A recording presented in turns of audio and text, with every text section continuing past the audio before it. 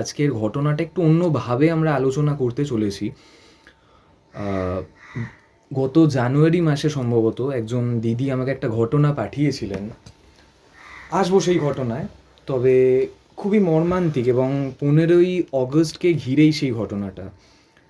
এতদিন হোল্ডে রেখেছিলাম ঘটনাটা, তবে আজকে জিনিসটা রেকর্ড করব, একটু অন্যরকমভাবে করব। সাথে আমার বন্ধু সুমন রয়েছে, ওর বাড়িতে বসে রেকর্ড করছি।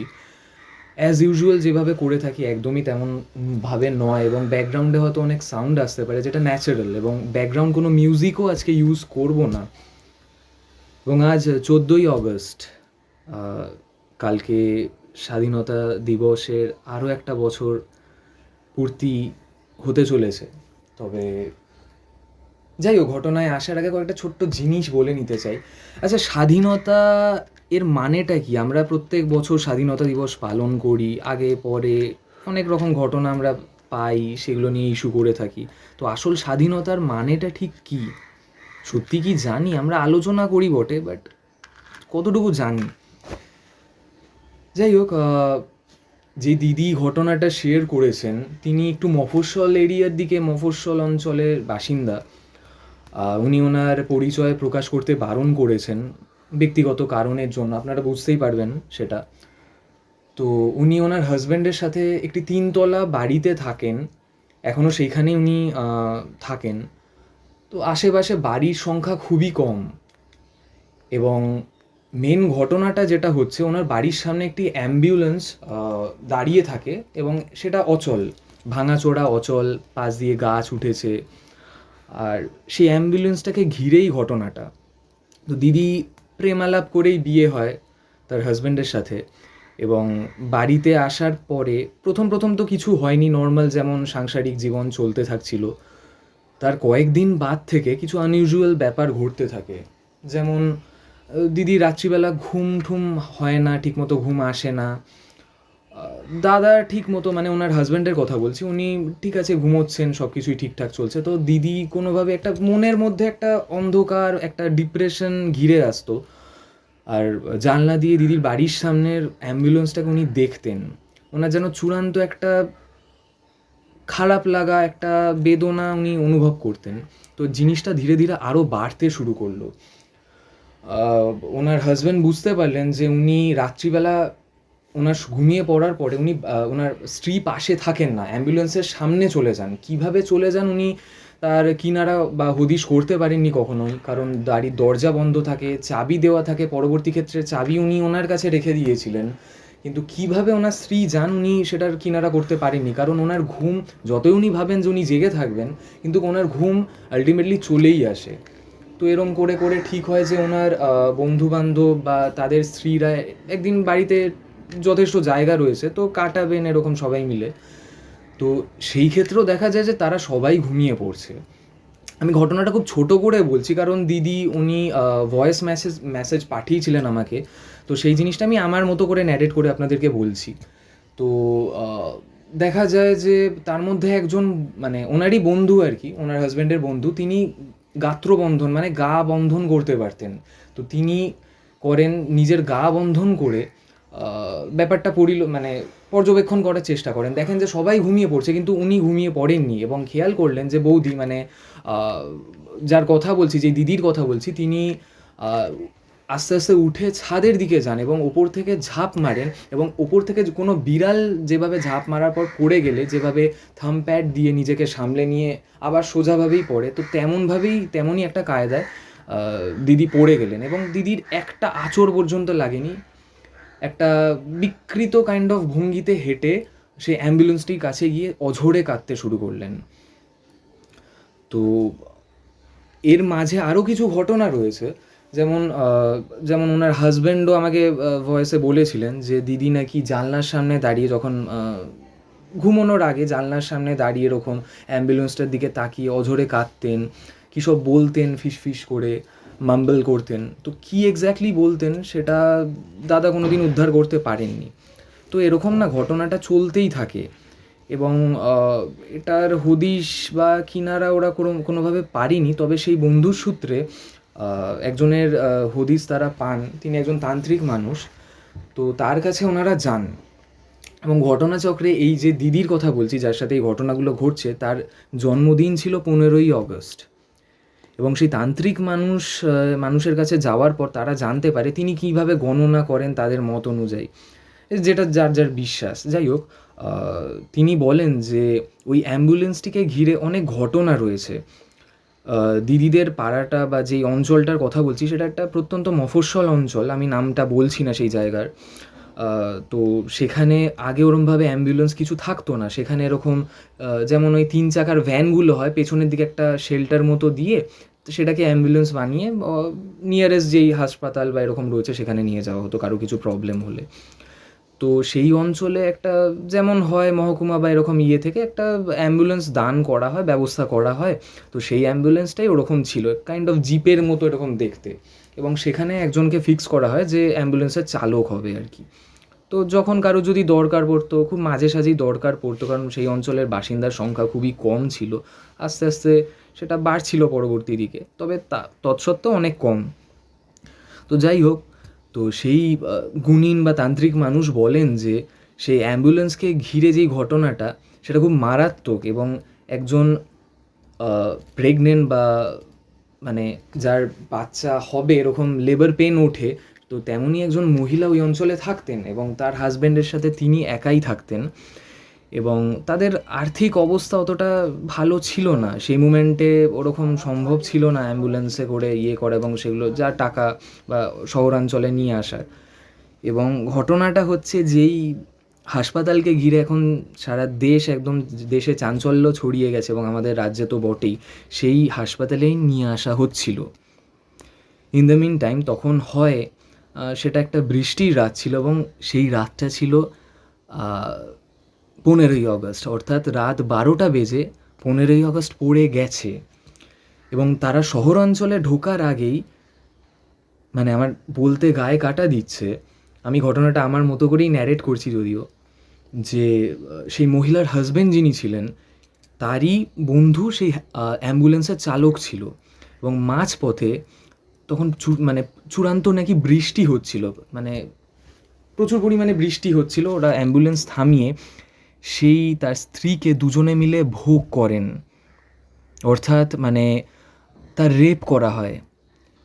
এবং সেই মুমেন্টেই নাকি তার বাচ্চা মানে ডেলিভারি হয়, তার বাচ্চা মানে বেবির ডেলিভারি হয় সেই মুমেন্টে। তারপরেও তাকে ধর্ষণ করা হয় এবং শারীরিক নির্যাতন করা হয় এবং তাকে ক্ষতবিক্ষত করে মেরে ফেলা হয়। এবং সেই সদ্যজাত যেই শিশুটি ছিল তাকেও মেরে ফেলা হয়। এবং আরেকটি ঘটনা রয়েছে মাঝখানে, যেখানে কিনা সেই সদ্যজাত বাচ্চাটিকে পুড়িয়ে মারার চেষ্টা করা হয় এবং তার স্ত্রীকেও পুড়িয়ে মারার চেষ্টা করে তার হাজব্যান্ড এবং তার বন্ধু যে অ্যাম্বুলেন্স চালকটি ছিল। তো তাদের দুজনের নামটা আমি জানি, সেখানে আমি বলছি না। তো এত বড় একটা ঘটনা ঘটে যায়। তো সেই মোমেন্টে যেমন বৃষ্টি চলছিল, তারা পেরে ওঠেনি। এবং এখানে একটা কানিবালিজমের ব্যাপার রয়েছে, যে বাচ্চার যেই সদ্যজাত বাচ্চা, সেই বাচ্চাটিকে মদ্যপ অবস্থায় ছিল অ্যাম্বুলেন্স চালক এবং তার স্বামীও সম্ভবত মদ্যপ অবস্থায় ছিল। কারণ মফস্বলে সেখানকার মানুষ আর কি রাত্রিবেলা যেমন হয়ে থাকে আর কি অনেকের ক্ষেত্রে। তো সেই বাচ্চাটিকে তারা খাওয়ার চেষ্টা করে পুড়িয়ে। এত একটা পাশবিক বলাটাও হয়তো ভুল হবে এই ক্ষেত্রে। তো যাই হোক, এরকম একটা ঘটনা ঘটে যায়। পরবর্তী ক্ষেত্রে যেমন সেই তান্ত্রিক মানুষ বলেন যে তাদেরকে ওরকমই কোনো একটা জঙ্গল ঝোপঝাড়ের মধ্যে তাদেরকে কবর দিয়ে দেওয়া হয়, মাটি চাপা দেওয়া হয়। এবং ঘটনাটা কীভাবে যেন ওখানেই মাটি চাপা পড়ে যায় জানি না, মানে তারপরে যেমন দিদি বলেছেন আর কি, ঘটনাটা কোনোভাবে একটা সেই সময় দাঁড়িয়ে চাপা পড়ে যায়। তো এটাই ছিল ঘটনাটা আমি ভেবেছিলাম সেইভাবে অ্যাম্বিয়েন্স ক্রিয়েট করে আরও ডিটেলডভাবে বলবো, কিন্তু এতটা একটা মর্মান্তিক ঘটনা। এবং যে দিদি ঘটনাটা বলেছেন আর কি, তিনি পরবর্তী ক্ষেত্রে আমাকে জানান যে তিনি দেখতেন যে এরকম অ্যাম্বুলেন্সের মধ্যে যেই ভাঙাচোরা অবস্থায় অ্যাম্বুলেন্সটা সেটা পরিত্যক্ত অবস্থায় পড়ে থাকে, সে অ্যাম্বুলেন্সের মধ্যে একজন নারী কিছুটা মানে তাকে দেখা যাচ্ছে রক্তাক্ত অবস্থায় হাত দিয়ে জানলার মধ্যে কিছুটা বলার চেষ্টা করছে এবং চূড়ান্তভাবে আর্তনাদ করছে, বাঁচাও বাঁচাও বলে। কখনো সে শুনতে পেত যে তার বাচ্চা কোথায়, তার বাচ্চাকে খুঁজতো, এরকম একটা ব্যাপার। এবং পরবর্তীতে সেই ভাবটা তার মধ্যেও যেন আসতে শুরু করে। এবং দিদি যতবার প্রেগনেন্ট হয়েছেন তারপরে সেই বাচ্চা মানে ভূমিষ্ঠ হতে পারেনি কখনোই, ভূমিষ্ঠ হতে পারেনি, বাচ্চা মারা যেত। তো এরকম করে দিদির 4 না 5 বার এরকম হয়। তো তারপর দিদি সেটা নিয়ে আর ভাবেনওনি কখনো ভবিষ্যতে বাচ্চা নেওয়ার কথা। কিন্তু দিদি ওইটা প্রত্যেক রাতে অনুভব করতে পারতেন এবং একটা বাচ্চার আওয়াজ পেতেন। সে বাচ্চা, সদ্যোজাত বাচ্চা যেমন চিৎকার করে কাঁদে, ওরকম আওয়াজ পেতেন। এবং পরবর্তী ক্ষেত্রে সেই তান্ত্রিক মানুষ যিনি, তিনি বলেন যে বাচ্চাটি সেদিন মারা গিয়েছিল এবং বাচ্চাটি অ্যাম্বুলেন্সের মধ্যে ডেলিভারি হয়েছিল, সেই নির্যাতিতা মায়ের যে বাচ্চাটি হয়েছিল তারই আত্মা নাকি এই জন্মে সে এই দিদি, মানে এই দিদির আত্মা, এবং সেই আত্মা সেম। এবং পরবর্তী ক্ষেত্রে সেই তান্ত্রিক মানুষ 15ই অগস্ট, অর্থাৎ দিদির আরও একটা 15ই অগস্ট, সেই দিদির জন্মদিনের দিনই তারিখ দেন তার যে আগের জন্মের মা ছিল, বা অর্থাৎ মানে এই ঘটনা অনুযায়ী যে যিনি নির্যাতিতা মহিলা ছিলেন আর কি, তারই আত্মার শান্তির উদ্দেশ্যে তিনি যাতে মুক্তি পান একটা কাজের ব্যবস্থা করা হয়। তো সেই তান্ত্রিক মানুষের বাড়িতেই একটা যজ্ঞের ব্যবস্থা করা হয় এবং যজ্ঞের সময় সেখানে বিভিন্ন প্রকার জিনিস লেগেছিল, যা যা লাগে। এছাড়াও সেখানে কস্তুরি লেগেছিল। সবথেকে বড় জিনিস হচ্ছে কস্তুরির এক অংশ যদি কোনোভাবে পড়ে সে মানুষ পাগল হয়ে যায়, মানে সেই গন্ধে, এত চড়া গন্ধ। মানুষকে গ্লাভস ইউজ করে সেটাকে ব্যবহার করতে হয়। তো সেখানে মানে 3টে কস্তুরি লেগেছিল দিদির কথা অনুযায়ী সম্পূর্ণরূপে। তো তার কোনো গন্ধই ছিল না। সেখানে ধূপ, ধুনো অনেক কিছু লেগেছিল, তার কোনো গন্ধই পাওয়া যাচ্ছিল না। এবং যতক্ষণ যজ্ঞ চলেছিল একটাই গন্ধে পুরো সেই চত্বর ভরে গিয়েছিল।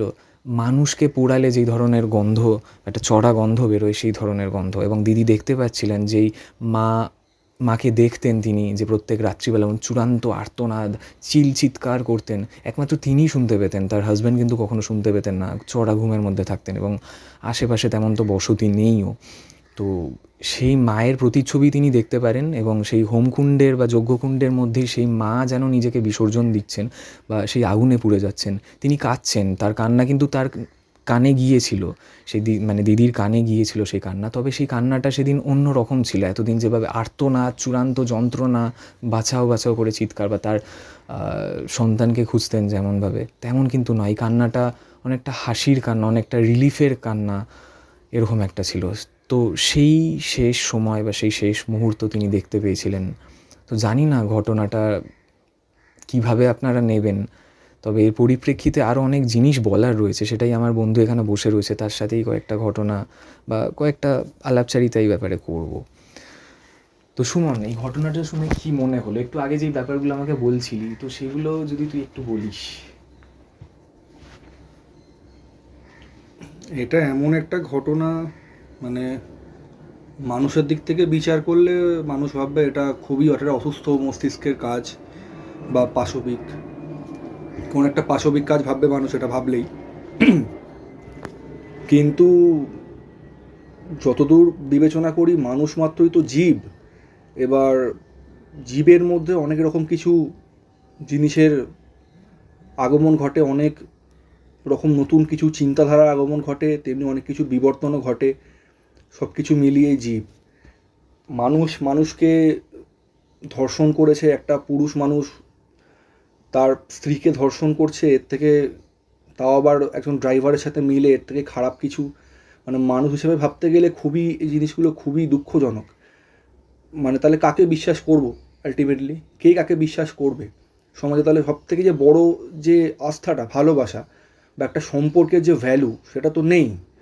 কিন্তু তারপরেও গিয়ে কোথাও নিজের নিজের সন্তানকে, নিজের স্ত্রীর গর্ভজাত সন্তানকে পুড়িয়ে খাওয়ার চেষ্টা, এই যে ক্যানাবালিজমের ব্যাপারটা, এই ব্যাপারটা মানুষের মধ্যে আগেও ছিল, এখনও আছে, পরেও থাকবে। এই জিনিসটা এমন একটা জিনিস, এটাকে কাউকে অসুস্থ যদি বলি, সে অসুস্থ একদমই নয়, একেবারেই নয়। এটা তার একটা চিন্তাধারার পরিবর্তন। তার মধ্যে একটা ক্যানাবালিজম হওয়ার যে ঘটনাটা, মানুষ কেন হবে, এই জিনিসটা অনেকটা যেন একটা বাঘ বা সিংহের ম্যান ইটার হয়ে যাওয়ার মতো। তখন একবার বাঘ বা সিংহ একবার মানুষের রক্তের স্বাদ পেয়ে গেলে সে এই জিনিসটা বারবার করতে চায়, বা মানুষ ছাড়া তার কিছুই ভালো লাগে না। এক্ষেত্রে বলবো যেটা মানুষ খেয়েছে আগে তবেই সে ম্যানিটার হচ্ছে, তা নয়। এটা ওয়ান কাইন্ড অফ, যদি এখন মেডিকেল সায়েন্স দিক থেকে দেখি তো অনেকে এটাকে একটা রোগ বলে। তো যদি এটাকে রোগও দেখি, রোগ ভেবেও থাকি, কিন্তু আলটিমেটলি মানুষের কাজটা করছে। পৃথিবীতে এমন অনেক রোগ থাকে যেগুলোকে মানসিক ভারসাম্যহীনতার রোগের আওতায় ফেলা হয়। সেই রোগগুলোতে মানুষ কিন্তু ভোগে না, এমন কিছু কাজ করে যার জন্য অন্যজন ভোগে, বা যার সাথে করে তারা ভোগে, তার ফ্যামিলিরা ভোগে। এই যে রেপিস্ট কথাটা বলি, রেপ তো আজকে অনেক লোকই করে। একটু সমাজে অর্থবান বা প্রতিপত্তিশীল যে কোনো ব্যক্তি সমাজে দুস্থ বা দুর্বল কোনো মহিলাকে একা পেলে ঠিক রেপ করে তাকেই নিজে টাকা পয়সা দিয়ে তার মুখ বন্ধ করে বা জোর জবরদস্তি কিছু একটা করে অনেক মহিলাকে ভোগ করেছে, আগামী দিনেও করবে। সেই কনসেপ্টের উপর অনেক সিনেমাও হচ্ছে, আমরা দেখছি। দোষ হচ্ছে খালি ভারতবর্ষের, বাইরেও হচ্ছে এরকম। কিন্তু তাহলে যদি বাইরে না হয়ে থাকে তাহলে কনসেপ্ট তাহলে কোত্থেকে পেয়েছে, তার মানে হয় ঘটনাটা ঘটে, তাই সবাই জানে, না ঘটলে কোত্থেকে জানতো। কিন্তু আসল যে ব্যাপারটা হচ্ছে এই যে মানুষের মধ্যে ওই যে হঠাৎ করে একটা বিকৃতি, কিছুদিন আগে বেশ কয়েক বছর আগে একটা ঘটনা শুনেছিলাম, একটা বাস কন্ডাক্টর না ড্রাইভার একটা বাচ্চা মেয়েকে রেপ করে তার যৌনাঙ্গে লোহার শিক ঢুকিয়ে দিয়েছিলেন। তো এই যে এই জিনিসটা একটা মানুষ কী করে করতে পারে না করতে, তা সে কী করে করেছে। এই জিনিসগুলো ভাবার, আজকে সোসাইটি কোনো কিছু এই রকম ঘটনা হলে সবাই পুরুষ মানুষকে দায়ী করে দেয়। তোমরা নিজের যৌনাঙ্গ সামলে রাখো, নিজের যৌন ইচ্ছা কন্ট্রোল করো। যৌন ইচ্ছা কন্ট্রোল সবাই করে, ডিপ ইনসাইড আমরা সবাই জীব। একটা ছেলে বলি মেয়ে বলি, যখন আমরা গুগল ক্রোমেতে গিয়ে যখন পর্নের জন্য সার্চ করি তখন অ্যাকচুয়ালি আমরা নিজেরাই নিজেকে আয়নার সামনে দেখতে পাই যে কতটা বিকৃত মস্তিষ্কে আমরা সবাই। সেটা আমরা কারোর সামনে আনি না, কাউকে দেখাই না, লুকিয়ে রাখি সবার থেকে, কিন্তু ডিপ ইনসাইড যেরকম সবাই আমরা খেয়ে পায়খানা করি তেমনি আমাদের সবারও নিডস আছে, সেগুলোকে আমরা বাস্তবিক করতে পারি না। আজকে যদি কোনো মানুষ বিয়ে করে তার স্ত্রী থাকবে বা কোনো স্ত্রীর স্বামী থাকবে, এটা খুব স্বাভাবিক ব্যাপার। কিন্তু প্রতিটা মানুষের মধ্যে এমন কিছু যৌন খিদে থাকে বা এমন কিছু যৌন উচ্ছ্বাস যেটাকে আমরা ফেটিশ বলি, সেই জিনিসগুলোকে তারা কোনো স্বামী স্ত্রীর সম্পর্কে কেউ অ্যাপ্লাই করতে পারে না, তখনও তাকে জানোয়ারই বলা হবে, কারণ সেটা মানুষকে শোভা দেয় না। কিন্তু আমরা সেই স্বাদগুলো কোত্থেকে গ্রহণ করি? পর্ন ভিডিওর মাধ্যমে, বিভিন্ন রকম নোংরা সার্চ করে সেখান থেকে যেটুকু কন্টেন্ট পাই সেগুলো দিয়ে আমরা নিজেদেরকে শান্ত করার চেষ্টা করি। এটা ডিপিএসএন আমরা প্রত্যেকেই করি না বললে যে বলবে করি না সে মহামিথ্যাবাদী। কিন্তু এই যে মানুষকে কষ্ট দিয়ে তাকে হত্যা করা, রেপ তো অনেকেই করেছে পৃথিবীতে, তার শাস্তিও অনেকে পেয়েছে, কারো হয়নি, কেউ ধামাচাপা দিয়ে দিয়েছে। কিন্তু মানুষকে এরা মহিলার ওপর বা একটা মেয়ের ওপর যে শারীরিক নির্যাতন, যে পাশবিক অত্যাচার, এই জিনিসগুলো তো মানে পিশাচ ছাড়া কারোর পক্ষে করা সম্ভব নয়। মানুষ একটা জীব, এবার জীব যখন কোনো হিংস্র জীব বা বিস্ট যখন ম্যানিটার হয়ে যায় বা মানুষ খাওয়া শুরু করে, খাওয়া মানে তো শুধু এটাই নয় তাকে চিবিয়ে খেয়ে নিল, রান্না করে খেয়ে নিল, এটাকে তো খাওয়া বলে।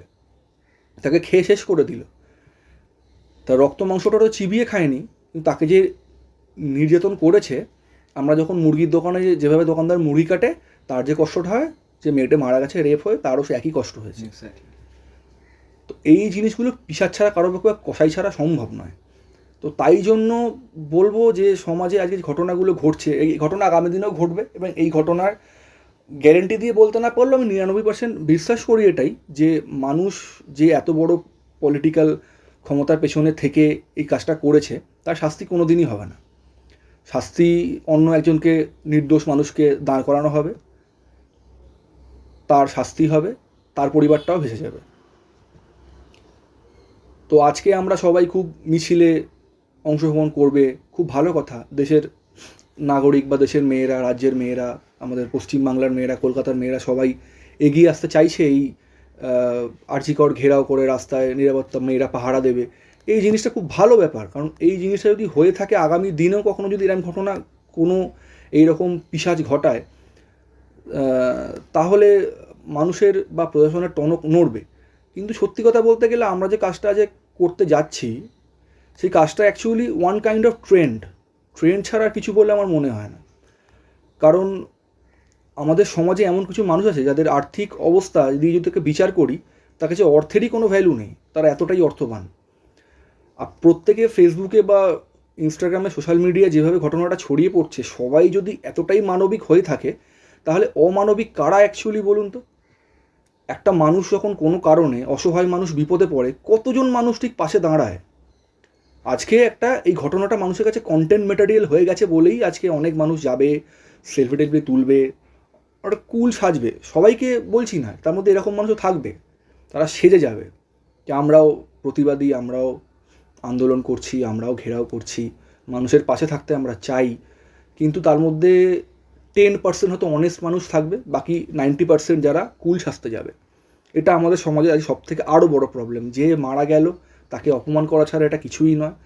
আজকে যাদের কথা বললাম একটু আগে, যে অর্থবান মানুষ, এই প্রসঙ্গটা কেন বললাম, তাদের প্রত্যেকে যদি সামান্য কিছু অর্থ দিয়ে সেই বাবা মা যা নিজের সন্তানকে এরকম জানোয়ারের হাতে অত্যাচার হয়ে শেষ হয়ে গেছে, যে কোনোদিনও ফিরবে না, যে না ফেরার দেশে চলে গেছে, তাকে যদি কিছু সাহায্য করতো, তাহলে হয়তো সেই বাবা মা যে নিজের সন্তান হারে যার প্রতি তারা ডিপেন্ডেন্ট ছিল, তারা হয়তো মেয়ে হারানোর কষ্টটা কোনোদিনও ভুলবে না। তাদের সারা জীবন এটা বই বেড়াতে হবে, তাদের বুকে শেলের মতো বেঁধে থাকবে। কিন্তু এটা বাদ দিয়েও জীবনে আরও অনেক কষ্ট থাকে, অনেক যন্ত্রণা থাকে, সেই যেগুলো সাফার না করতে হয়, সেই কাজের জন্য যদি সেই অর্থবান মানুষগুলো সামান্য একটু কন্ট্রিবিউট করে ব্রতী হতেন সবাই মিলে, তাহলে সেই বাবা মাটা উদ্ধার হয়ে যেত এই জীবনের জন্য।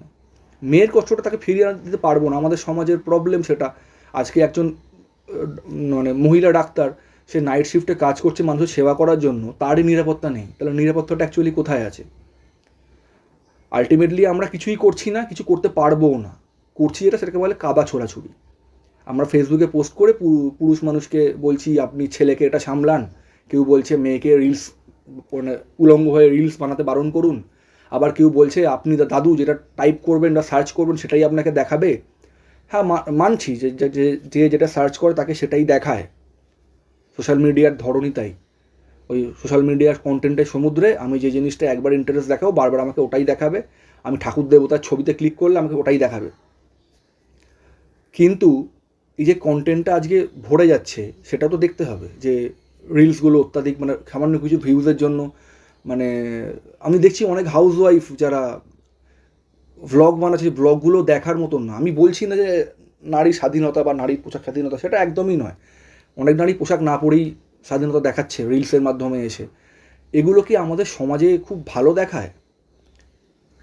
আজকে যদি আমাদের সমাজ সত্যিকারের শিক্ষিত সমাজ, ডিগ্রিধারী সমাজের কথা আমি তোড়া করি না, ডিগ্রিধারী মানুষ অনেক আছে, তারা বসে আছে বাড়িতে, কোনো কাজে লাগে না সমাজের। যারা অ্যাকচুয়াল শিক্ষিত হতে গেলে শিক্ষা লাগে, আর কিচ্ছু লাগে না।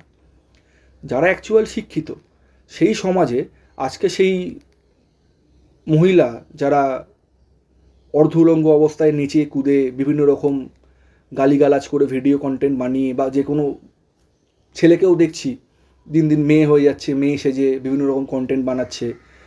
মেয়ে সেজে মিন্স যাত্রার যেরকম একটা পুরুষ নারী সেজে অভিনয় করতেন, সেইটাকে আমি বলছি না। অনেকে শখে, অনেকে অনেক কিছু ভাবে করছে এগুলো। তাদের ছেলেমেয়েরাও তো এক সময় বড় হবে, সমাজ যদি তখনও শিক্ষিত থেকে থাকে, সেই ছেলেকে কি যন্ত্রণা সহ্য করতে হবে? তোমার মা এগুলো করতো, তোমার বাবা এগুলো করতো। আজকে তার মা হয়তো ভিডিও বানাচ্ছে, তার বাবা তাকে সাপোর্ট দিচ্ছে। এগুলো কী রকম কন্টেন্ট? সামান্য কিছু পয়সার লোভে মানুষ তো নিজেকেই নিজে বিকিয়ে দিচ্ছে। ওটাও তো পৈশাচিক কাজই করছি আমরা। আজকে একজন মহিলা নিজের বাচ্চাকে দুধ খাওয়াচ্ছে, ব্রেস্ট ফিডিং নাকি ভ্লগ হতে পারে। পুরো দুনিয়াকে নিজের স্তন একদম উন্মুক্ত অবস্থায় এনে সেই স্তনটাকে মিনিমাম 1-1.5 মিনিট ভালো করে ক্যামেরার সামনে রেখে তারপর বাচ্চাকে দুধ খাওয়ানো শুরু হচ্ছে। বাচ্চাকে দুধ খাওয়ানোটা অপরাধ নয়, বাচ্চাকে দুধ খাওয়াচ্ছি দেখানোটাও অপরাধ নয়। এটা খুবই একটা মাতৃত্বের সবথেকে গর্বের ব্যাপার যে মেয়েরা মা হতে পারে। আর মেয়েরা সবসময় সমাজকে ভালোবাসায় বেঁধে রাখতে পারে, বন্ধনে আবদ্ধ করতে পারে বলেই ভগবান মেয়েদেরকে, ঈশ্বর মেয়েদেরকে মা বানিয়েছেন। তারা মা কোনোদিনই হতে পারতেন না যদি তার মধ্যে সেই কোয়ালিটি না থাকতো। কিন্তু তারা সেটা করছেন না, তারা করছেন নিউড কন্টেন্ট শেয়ার, যাতে তাদের ভিউজ বেশি আসে। বাণিজ্যিকরণের জন্য, যেটা বাণিজ্যিকরণ, সিম্পল বাণিজ্যিকরণ। কারণ করছে কি, ভিউজ বেশি আসবে, পয়সা বেশি পাবো, অ্যাডভার্টাইজ লাগবে, পয়সা আসবে। মেন এর পেছনে উদ্দেশ্যটা নিউডিটি, আর কিছুই না। তো নিউডিটি যদি সমাজে এত বেড়ে যায়, তো মানুষ চিন্তা কি করতে পারবে? আর এমন নয় যে নিউডিটি বাড়ছে বলে মানুষ রেপ করে ফেলছে। রেপ আগেও হয়েছে, পরেও হবে, আমরা আটকাতে পারবো না। এরকম পৈশাচিক মানুষ থাকবেই সমাজে। তাদেরকে ব্যবস্থা নিতে হবে প্রশাসনকে। প্রশাসন যদি এখন ভাবে আমরা যারা এত ক্ষমতাবান লোক বা যারা প্রশাসনের পা চেটে রয়েছে তাদের সাপোর্টে যদি প্রশাসন চলে যায়, তাহলে শাস্তিটা কাকে দেবে, কিভাবে দেবে? মানুষ যদি একবার নিজের ভুল থেকে, একমাত্র এটা পারে একমাত্র প্রশাসন, কোনো মিছিল, কোনো ঘেরাও, কোনো কিচ্ছু সম্ভব নয়। 1 মাস পর আমরা সবাই ভুলে যাব। আর যারা মিছিলে গিয়ে রেখেছিলাম, 1 বছর পর ওই ছবিগুলো, সেলফিগুলো ফেসবুক মেমোরি হয়ে ফিরে আসবে। তখন ওই মেমোরিগুলো আমরা শেয়ারও করবো না, অনেকে হয়তো শেয়ার করবো, বা 2-3 বছর পর থেকে সেগুলোও বন্ধ হয়ে যাবে, মেমোরিগুলো শেয়ারও আমরা করবো না, কি আর সব কিছু ভুলে যাব, কিচ্ছু থাকবে না। কিন্তু একটা জিনিস থেকে যাবে, সেটা হচ্ছে প্রশাসনের ক্ষমতা, শাসন করার ক্ষমতা। আজকে একটা মানুষ এরকম একটা পৈশাচিক কাজ করে নিল, সে এখন আন্ডারগ্রাউন্ডে থাকুক আর বুক চিতিয়ে ঘুরে বেড়াক। আজকে না হয় আন্ডারগ্রাউন্ডে আছে, কয়েকদিন পরে বুক চিতিয়ে ঘুরে বেড়াবে। সেই মানুষটাকে যদি প্রশাসন দৃষ্টান্তমূলক শাস্তি, তাকে সে যতটা পাশবিক অত্যাচার যার ওপর করেছে তার 3 ডবল অত্যাচার তার ওপর করে তাকে শাস্তি দেয়, মানুষ এই রকম পৈশাচিক কাজকর্ম নিজের মস্তিষ্কে থাকলেও বাস্তবায়িত করার আগে 1,00,000 বার ভাববে, 1,00,000 বার। এরকম ঘটনা আস্তে আস্তে কমবে। দোষটা প্রশাসনের। মানুষকে, এই যে বললাম না, এটা একটা নবজাগরণ মানুষের মাইন্ডের মধ্যে, যে পৈশাচিক কাজ করেও আমি বেঁচে যাব, এই চিন্তাধারা যার মধ্যে আছে, তাকে ক্রাইম করা থেকে আটকাতে কেউ পারবে না। তাই ক্রাইম করা থেকে একমাত্র আটকাতে তারাই পারবে যারা ক্রাইম কন্ট্রোল করে, যারা ক্রাইমকে আটকায়। তার জন্য তাদের ক্রাইম করার জন্য যারা ক্রিমিনালকে শাস্তি দেয়, তারা যদি কাজটা না করে, কেউ পারবে না। আমরা যতই কিছু করি না কেন, আমরা মোমবাতি ধরবো, মিছিল করব, কিন্তু আজ পর্যন্ত কজন ঠিক শাস্তি পেয়েছে? পাইনি। যদি একজনকেও ঠিকমতো শাস্তি দেওয়া যায়, সিনেমার মতো করে যদি বলি, আজকে বাস্তবে এখন সিনেমার কথা খুব মনে পড়ছে। সিনেমাতে কি হতো, মিঠুন চক্রবর্তীর অনেক সিনেমা দেখেছি, দেশের মন্ত্রীকেও রাস্তায় ফেলে জনগণ পিটিয়ে মেরে দিয়েছে। এই রকম ঘটনাও যদি এখন ওই পাষণ্ড জানোয়ারকেও যদি দেশের মহিলাদের হাতে ছেড়ে দেওয়া হচ্ছে, গণপিটুনিকে মরে যাবে, এই রকম শাস্তি যদি দেওয়া হয়, তাহলে এই রকম ক্রাইম আস্তে আস্তে কমে আসবে। এটা ছাড়া আর কোনো বক্তব্য আমি রাখবো না, কারণ এর বেশি আমার কিছু বলারও নেই আর। একটা 76-এর মন্বন্তরে যে ব্যাপারটা বলছিলি, যেমন খেয়েছে কানিবালিজম, যে মানুষের খাওয়া শুধুমাত্র নিজের মাংস খুবলে খাওয়া বা যৌন খিদে মেটানোই নয়, খিদে অনেক রকমের হতে পারে, যেটা 76-এ মন্বন্তরে হয়েছিল, যে মা ছেলেকে খাচ্ছে, ছেলের মারা গেছে এবং নিজের বাঁচার জন্য, যেখানে একটা পর্যায়ে গিয়ে সেই শেষ বিন্দুতে মানুষ পৌঁছে যায় যেখানে তাকে বাঁচতে হবে, এবং সেখানে সেই ইনস্টিংক্টগুলো, বেঁচে থাকা সেই ইনস্টিংক্টসগুলো আরও বেশি করে জেগে ওঠে। কিছু করার নেই, এটা প্রাকৃতিক নিয়ম। ক্যানাবালিজমের ব্যাপারটাই হচ্ছে এরকম, কেউ খেয়ে থাকে মানুষ, তার ওটা যদি, যেটা বললাম মেডিকেল সায়েন্সের অনুযায়ী, সেটাকে যদি আমরা রোগ বলি। পাকিস্তানে একটা ঘটনা ঘটেছিল এর আগে, কিছুদিন আগেই, 2 ভাই, তারা কবর থেকে ডেড বডি তুলে আনতো, মানে সদ্য কবর দেওয়া ডেড বডি তারা তুলে এনে বাড়িতে সুন্দর, আমরা যেরকম মাটন বা চিকেন খুব সুন্দর করে বিভিন্ন রেসিপিতে রান্না করে খাই, তারা মানুষের মাংস কবর থেকে তুলে এনে সুন্দর করে কেটে সেই মাংস সুন্দর রেসিপিতে রান্না করে খেত। তারপর তারা ধরাও পড়ে, তাদেরকে জেলে রেখে কিছুদিন রিহ্যাবে পাঠানো হয়, কারণ তাদের এগেনস্টে কোনো পাকিস্তানের কনস্টিটিউশন অনুযায়ী কোনো তাদের এগেনস্টে ক্রিমিনাল অ্যাক্ট দেওয়া যায়নি, তাদেরকে মানসিক রোগী ছাড়া কিচ্ছু বলা যায়নি, কারণ তারা মানুষ মারতো না, মানুষ মেরে মানুষ খেত না। সদ্য কবর দেওয়া মানুষকে তারা তুলে আনতো, তুলে এনে রান্না করে খেত। তাদেরকে 5 বছর রিহ্যাবে রাখার পর যখন আবার ছেড়ে দেওয়া হয়, তারা ফিরে একই কাজ শুরু করে। তখনও তারা মানুষ মারেনি, আবার কবর থেকে তুলে এনেই তারা মানুষ খাওয়া শুরু করেছে। এখনও তাদেরকে আবার পুনরায় রিহ্যাবে পাঠানো যায়, আর বছর 2-3 পর তাদের নাকি শাস্তি পূরণ হয়ে যাবে, তো তখন তারা ফিরে এসে আবারও মানুষ খাবে, এটাই ব্যাপার। আর মন্বন্তরের সময় যেটা হয়েছিল, প্রথম ফেজে দেখা যাচ্ছে যে খিদের জ্বালা এতটাই জ্বালা, মানে সমাজে কোনো জায়গায় কোনো খাবার নেই, মানুষ না খেয়ে মরছে, কোনো রোগ ভোগ কিচ্ছু নেই, না খেয়ে মরছে, কোনো খাবার নেই, কিচ্ছু নেই। তখন কে সাথে কার সাথে কী সম্পর্ক, কে মা, কে ছেলে, কে বাবা, কে মেয়ে, কে স্বামী, কে স্ত্রী, কাউকে দেখার কোনো দরকার নেই। যে আগে মরছে তাকে কাঁচা খেয়ে ফেলছে মানুষজন। তো এই ঘটনা তো তা কোনো আমি রোগ বলতে পারবো না, তাহলে সবাই কি একসাথে রোগী হয়ে উঠলো? এটা নয়, এটা মানুষের একটা আদিম ব্যাপার। মানুষ নিজে একসময় কাঁচা মাংস খেত, তার মানে এই না যে মানুষ এখন কাঁচা মাংস খাবে সুযোগ পেলেই, তা নয়। কিন্তু কোথাও না কোথাও ক্যানাবলিজম তো হয়েই থাকে, পৃথিবীর বিভিন্ন প্রান্তে ঘটছে, সেগুলোকে আমরা অনেক সময় জানতে পারি, অনেক সময় জানতে পারি না।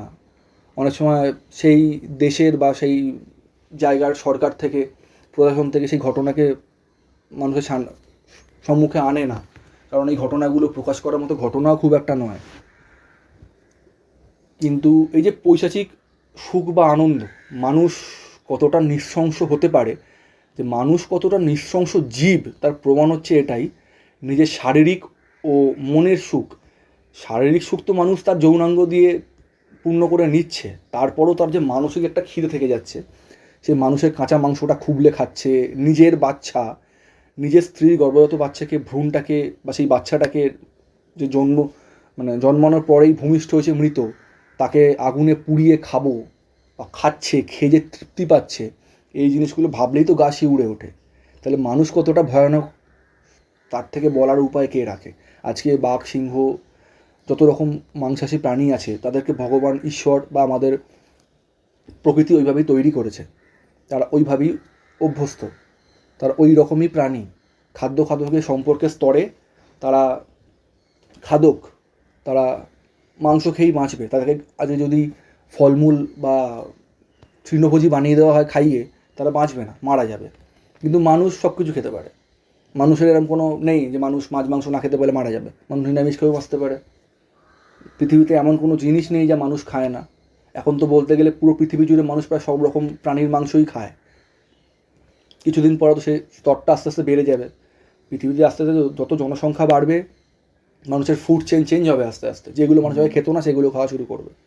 একটা সময় মানুষ অক্টোপাস বা এইসব কিছু খেতো না, অনেক যুগ আগে, তারপর মানুষ খাওয়া শুরু করলো।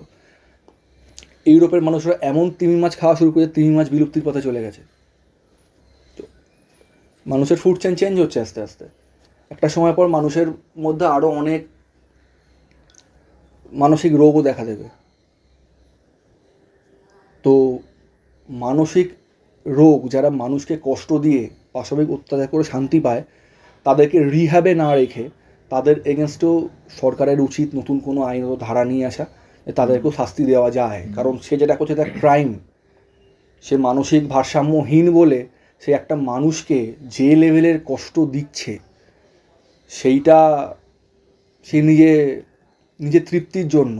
তারপর তাকে আমরাই কনসিডার করছি, আমাদের কনস্টিটিউশন কনসিডার করছে সে মানসিক ভারসাম্যহীন, তার শাস্তি রিহ্যাবে গেছে, সুখেই থাকছে। তো সেই জিনিসগুলোকে একটু চেঞ্জ করা দরকার। শাস্তি যেই ক্রাইম করুক না কেন, পাগলে করুক আর মানুষে করুক, শাস্তি সবার জন্য, সবাইকে শাস্তি পেতে হবে। শাস্তি না পেলে কোনোদিন ক্রাইম আটকানো যাবে না। সুমন, মনে আছে কয়েকদিন আগে আমরা বেরিয়েছিলাম, রাত্রিবেলা গঙ্গার দিকে যাচ্ছিলাম, তখন আমি একটা জিনিস দেখেছি যে পিসিআর ভ্যানগুলো দাঁড়ায় না পুলিশের, ওরকম পিসিআর ভ্যান দাঁড়িয়েছিল, কয়েকজন ভেতরে পুলিশ ছিলেন, সিভিক ভলেন্টিয়ারও বাইরে ছিল, যেমন হয় আর কি রাত্রিবেলা নাকা চেকিং এরকম। তো ওনারা কিছু একটা জিনিস দেখছিলেন, একজন পার্টিকুলারলি একজন পুলিশ তো ফোনে কিছু একটা দেখছিলেন, যেটা কিনা এখন হচ্ছে না যে সব টেলিভিশন মিডিয়া বল বা যাই বল, মানে এখানে দেখানো হচ্ছে বা এই জিনিসটাকে যেভাবে আরজিকরটাকে, মানে আরজিকর বা এই ঘটনাটাকে প্রজেক্ট করা হচ্ছে, এবং তারাই কিন্তু অন্য দিক দিয়ে, যেখানে আমরা মোবাইল ঘাঁটছি বা ইন্টারনেট ঘাঁটছি, সেখানে তাদের নিউজগুলোকে যেভাবে প্রজেক্ট করা হচ্ছে বা হেডলাইনগুলোকে এমনভাবে মানে যৌন উত্তেজক হিসাবে মানে প্রেজেন্ট করা হচ্ছে, জানে যে এটা মানুষ খাবে, যেই খাবার কথাটা আমরা বলছিলাম যে মানুষ খাবে, এবং সেখানেই কিন্তু একটা বিকৃত কাম বা বিকৃত মানসিকতার বা যৌনাচারের একটা জিনিসকে হাতিয়ার করা হচ্ছে ব্যবসায়িক কাজে লাগানোর জন্য, না ট্রাফিক জেনারেট হবে, এবং তারাই বিভিন্ন বড় বড় কথা বা একটা রেভলিউশনের পথে তারা গণমাধ্যম হিসাবে নিজেদেরকে ইয়ে করছে। তো এই জিনিসটা দেখলাম, সেখানে পুলিশ অফিসাররা এরকম জিনিসই কিন্তু দেখছিলেন, এবং খানিকক্ষণ খেয়াল করলাম যে ওখান দিয়ে যেমন মডার্ন মহিলা যেমন হয়, তাদের যেমন পোশাক আছে, আমি সেটাকে খারাপ বা ভালোর দিকে আমি যাচ্ছি না, আমি জাজমেন্টাল হচ্ছি না,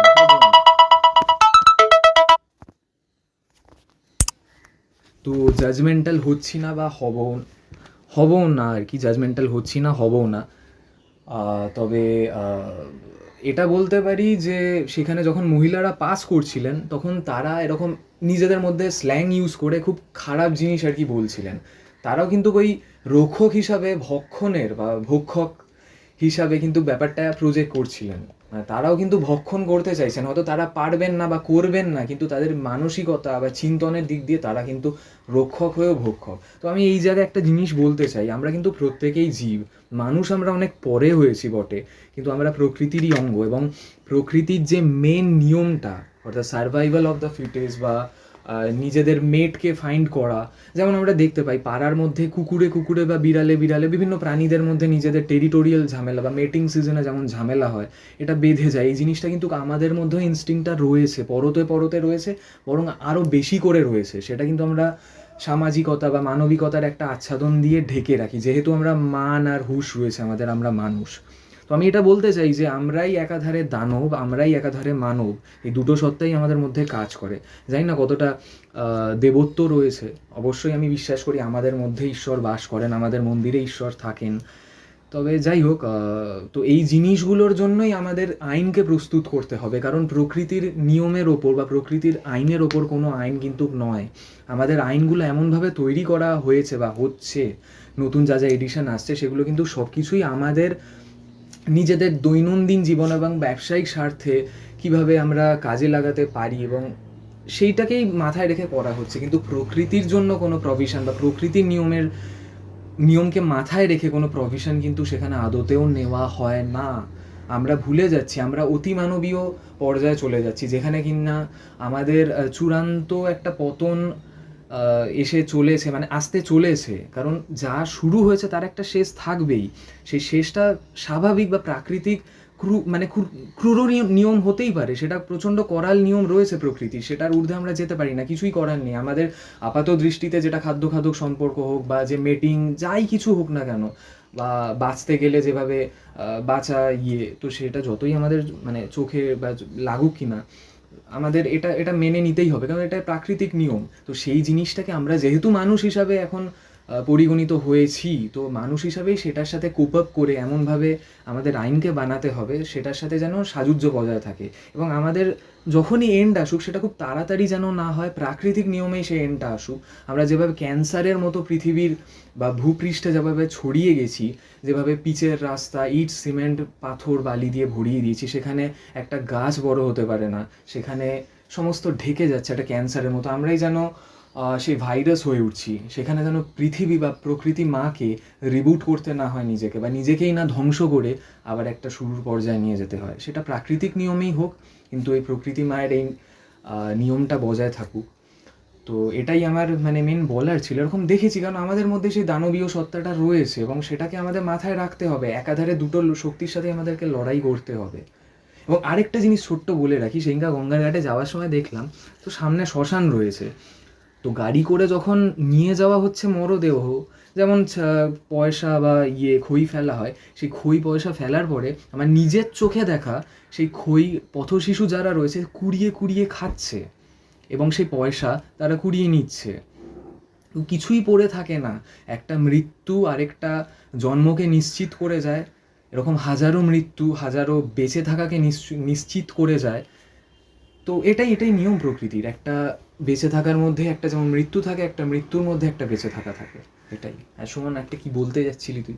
এই যে বললে না মানুষ খাবে, হ্যাঁ, মানুষ খাবে, এটাই এখন সব থেকে বড় পৃথিবীর কন্টেন্ট হয়ে গেছে।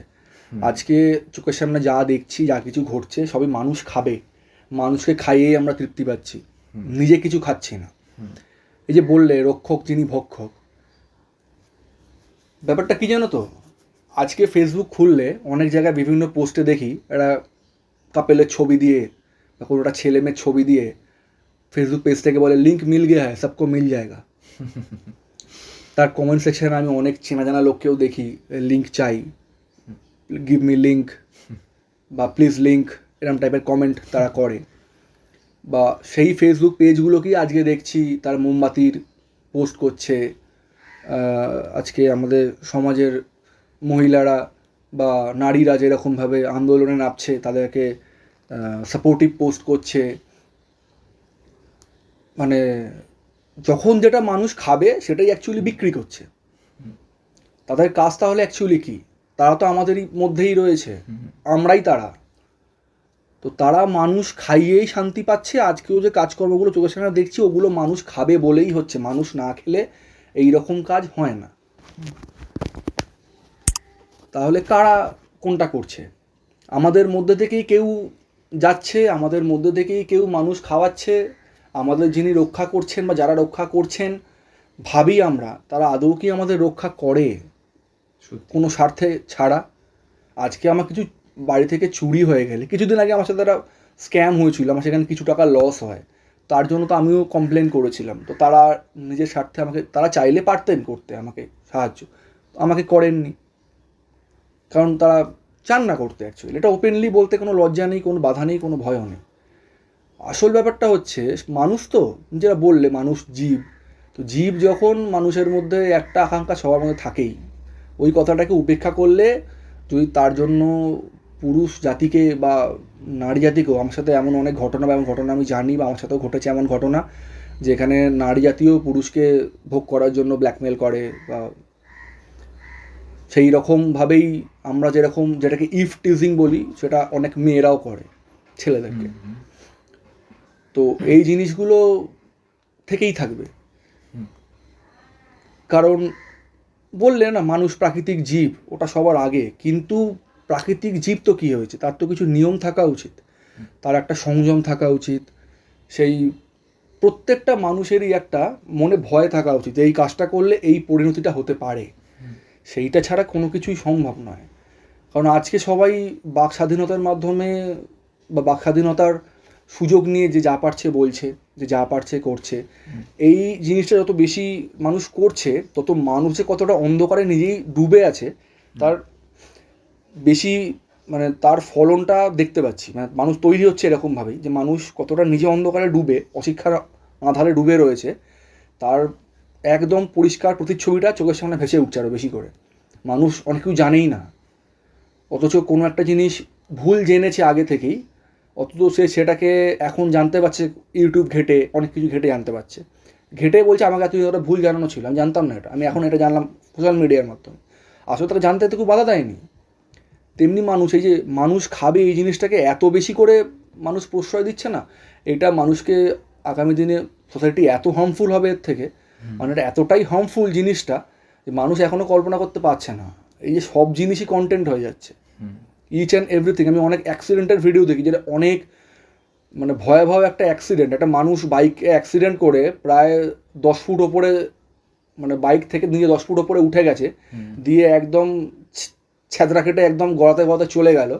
তার পেছনে একটা তোমার প্রেমে এইভাবেই আমি পড়েছিলাম বলে একটা মজার গান লাগিয়ে সেটা মানুষ পোস্ট করছে। মানুষ খাবে বলে এইগুলো করা সম্ভব, এইগুলোও করা সম্ভব। মানে বিভিন্ন রকম কন্টেন্ট, সবই কন্টেন্ট হয়ে যাচ্ছে, সবই ইচ অ্যান্ড এভরিথিং কন্টেন্ট। আজকে অনেকে অ্যাডাল্ট কন্টেন্ট পোস্ট করেন, রিলসের মাধ্যমে পোস্ট করে। একটা ছেলে একটা মেয়েকে দেখি, তাদের নাম বলবো না, তারা বিভিন্ন রকম নোংরা নোংরা জিনিসপত্র ওপেনলি বলে, ওপেনলি দেখায়ও, অঙ্গি ভঙ্গিটা দেখায়, যে অঙ্গি ভঙ্গিটা করে দেখায়, ওটা অ্যাকচুয়ালি পর্ন ক্যাটাগরিতেই পড়ে। যে জিনিসপত্রগুলো দেখায় সেগুলো ঠিক নয়।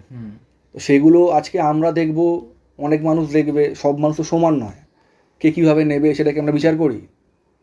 অনেক বাচ্চাও দেখবে, সে কী শিখবে, এটা তাহলে বলতে হয়, এটা তাহলে বলা যায়, এটা তাহলে করা যায়। আমরা সবসময় মানুষকে এটা ভাবে বিচার করতে পারবো না যে তুমি দেখলেই শিখতে হবে।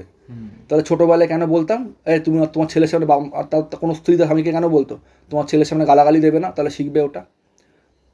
বাচ্চা বয়স থেকে তো মানুষ কেউ দেখবে। এখন সোশ্যাল মিডিয়া, আমার থেকে বেশি ফোন আর বাচ্চারা, ফোন না দিলে ভাত খায় না, তাহলে ওরা কি শিখবে? শিখবেই না তো কিছু। একটা মেয়ে বলতে কি বোঝা যায়, একটা নারীকে কতটা, একটা মেয়েকে কতটা ভালোবাসা যায়, তার ভালোবাসা, সে যদি ভালোবাসা পাল্টা নাও দেয়, তাকে একতর ভালোভাবে সারা জীবন কাটানো যায়, এইরকম পবিত্র ভালোবাসার দিনটা আমরা এক্সপেক্ট করবো কার থেকে? এক্স্যাক্টলি। বা দুজনকে ভালোবেসে সংসারে অভাব থাকলেও মানিয়ে গুছিয়ে থেকে নেওয়া যায়, এই যে আমরা কনসিডারটা করি, এই যে অ্যাডজাস্টমেন্টটা করি বা করতাম, বা আমাদের বাবা মারা আগে একটা সময় করেছে, আজ সেটা কেউ করতে প্রস্তুত নয়, কাউকে ভালোবেসে সবাই বেটার অপশানস চাইছে, তাহলে সেই জিনিসটা কোত্থেকে শিখবে, তারা কোত্থেকে বুঝবে? মানে সম্পর্কের যে ভ্যালুটা, ওটা তো আস্তে আস্তে হারিয়ে যাবে।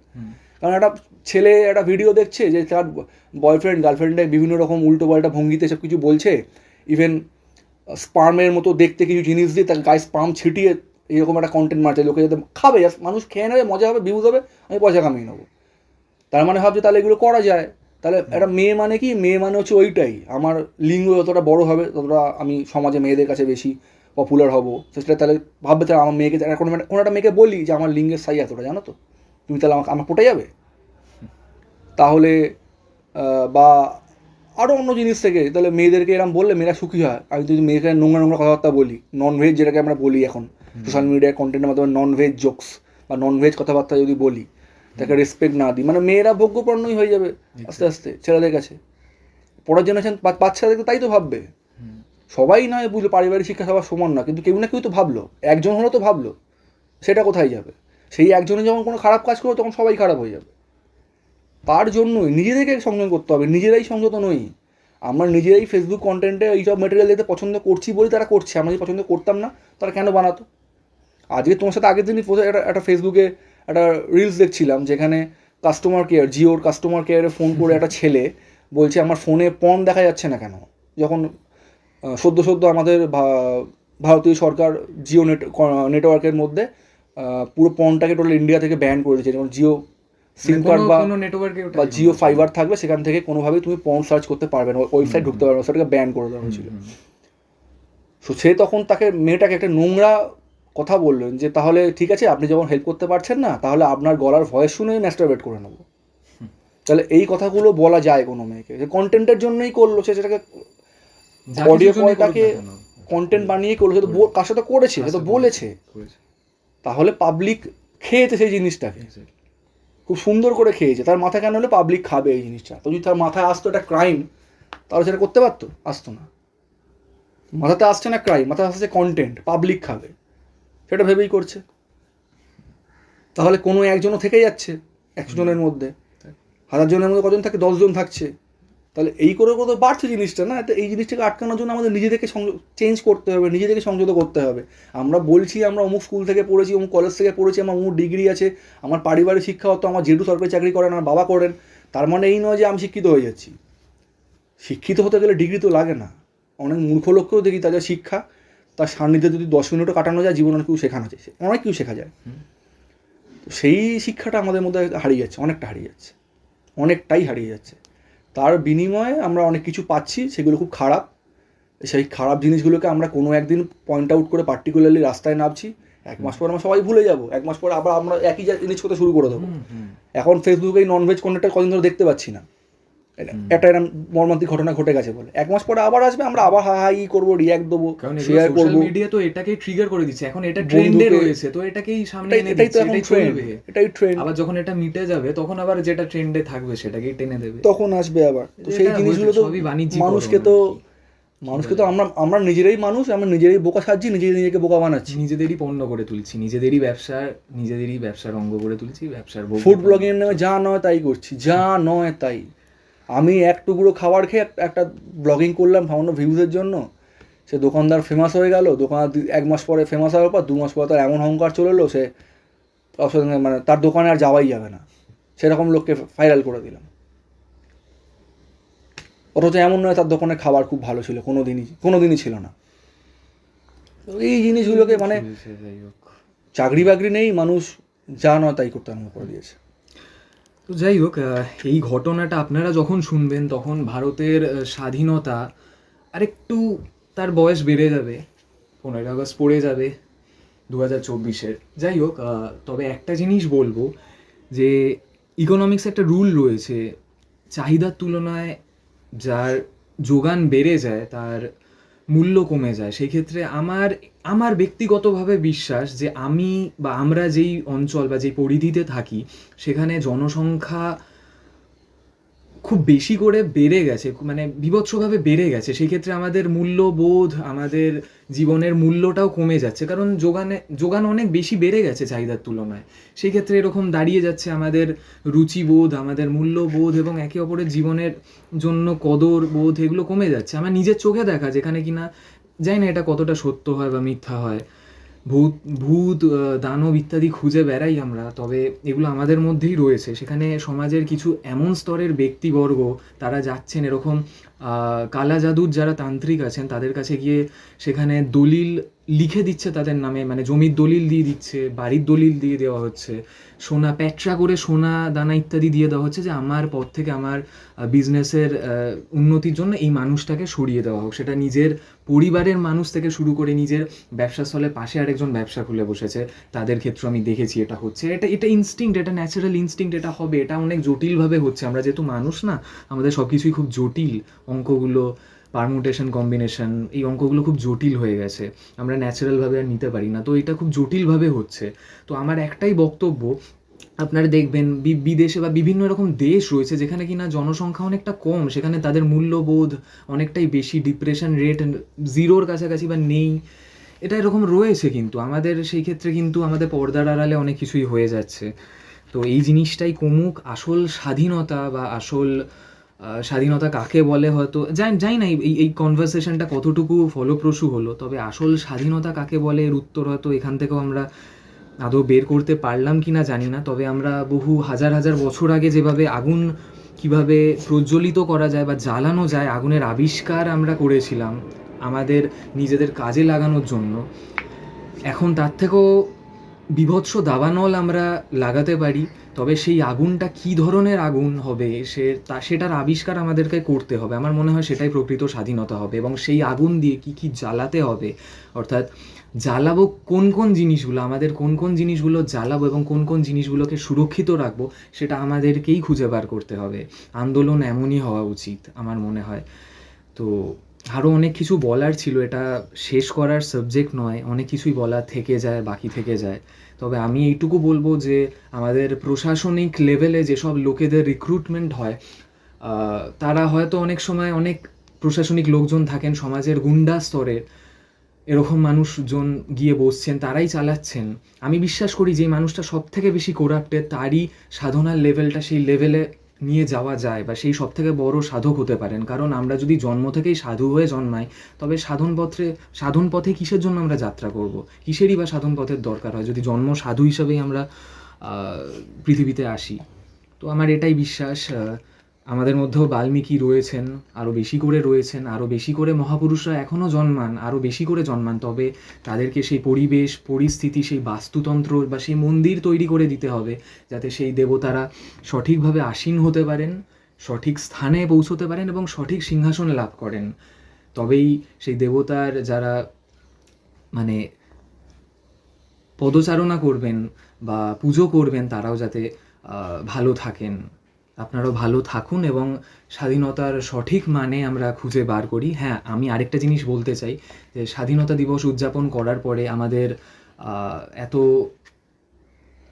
এত কষ্টার্জিত যেই স্বাধীনতা, জানি না সেটার সঠিক স্বাধীনতা আমরা অর্জন করতে পেরেছি কি না, তবে এই যে পতাকা, আমাদের দেশের জাতীয় পতাকা, সেগুলো যে যথেচ্ছ যেখানে সেখানে ফেলে রাখবেন না, তাহলে কিন্তু আমাদেরই ভাই বোনেরা পথশিশু হিসাবে এখানে ওখানে ওরমভাবেই পড়ে থাকবে, তাদেরকেও ডাস্টবিনেই খুঁজে পাওয়া যাবে যেভাবে জাতীয় পতাকা খুঁজে পাওয়া যায়। এই এই এই এই ঘটনাটারও পরিবর্তন দরকার রয়েছে। তো এখন 14ই আগস্টে দাঁড়িয়ে এইটা রেকর্ড করলাম, তবে যেই মুমেন্টে এটা রিলিজ হবে বা ঘটনাটা আপনাদের সামনে আসবে বা অন এয়ার হবে, তখন হয়তো 15ই আগস্ট, তখন হয়তো কি বলছি 15ই আগস্ট পড়ে গেছে। তো হ্যাপি ইন্ডিপেন্ডেন্স ডে, এবং সত্যিকারে আমরা যেন স্বাধীন হয়ে উঠি, এটাই বলার ছিল। আজকে একটু অন্যরকম কন্টেন্ট হলো। যাই হোক, ভালো থাকবেন, ভালো রাখবেন, সমাজ যেন সুস্থ থাকে, এই দেশের দশ যেন সুস্থ থাকে, সুস্থ মানসিকতার হয়, শারীরিকভাবে সুস্থ হয় এবং দেশটাও যেন সুস্থ থাকে, এই কামনা রাখি, এই কামনাই রাখছি আপনাদের কাছে। এবং নমস্কার এই বলেই বিদায় জানাচ্ছি আপনাদেরকে। ভালো থাকবেন। দ্য ডার্ক রুম, যেখানে অন্ধকারে আলোর খোঁজ করা হয় প্রতিনিয়ত।